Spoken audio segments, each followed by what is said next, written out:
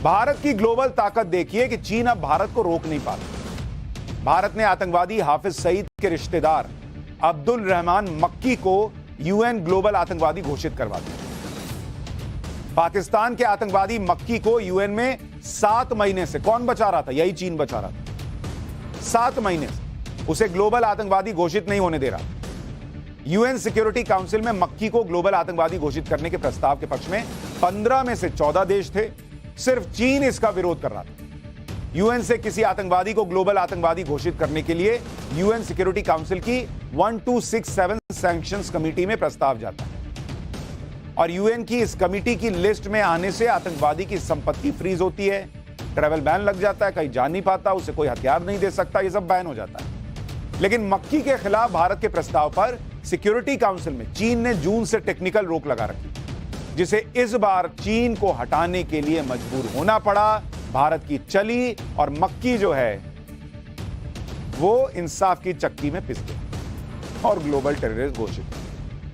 अभी पाकिस्तान के उन आतंकवादियों की लंबी लिस्ट है जिन्हें यूएन में चीन ने अपनी वीटो पावर के दम पर बचा रखा और इन सभी का नंबर भी जल्द आने वाला है, क्योंकि चीन अभी ने ज्यादा दिन नहीं बचा पाएगा। जिस तरह भारत की पावर बढ़ रही है और जिस तरह से पाकिस्तान बर्बाद हो रहा है, क्योंकि चीन को उसमें फायदा भी तो नहीं दिख रहा ना। चीन के सामने भी मजबूरी है कि वो पाकिस्तान के आतंकवादियों को बचाए या फिर अपनी बर्बाद होती अर्थव्यवस्था को बचाए, क्योंकि चीन की अर्थव्यवस्था का हाल यह है कि चीन के नेशनल ब्यूरो ऑफ स्टैटिस्टिक्स ने आज जब जीडीपी के आंकड़े जारी किए तो पता चला कि चीन की जीडीपी ग्रोथ 2022 में सिर्फ 3% पे सिमट गई। ये खुद चीन कह रहा है, अंदर हो सकता है और गिरा हुआ मामला हो, लेकिन वो कह रहा है कि भैया यहां तो 3% की ग्रोथ रही 2022 में, जबकि इसने खुद बढ़ा चढ़ाकर कह दिया था कि नहीं ना हम 5.5% पे चलेंगे, टारगेट रख दिया था। इससे कम जीडीपी ग्रोथ चीन में पिछले 48 साल में नहीं रही। इससे पहले 1974 में चीन की जीडीपी ग्रोथ 2.3% थी और इस बार 3% है।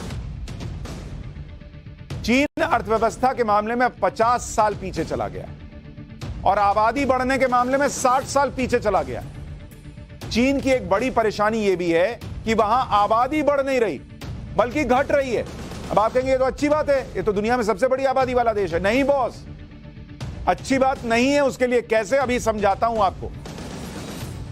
60 साल में पहली बार ऐसा हुआ है कि चीन की आबादी घट गई और वहां के नेशनल ब्यूरो ऑफ स्टैटिस्टिक्स के मुताबिक 2022 में चीन की आबादी 141 करोड़ 17 लाख, जो 2021 के मुकाबले करीब 8.5 लाख कम है।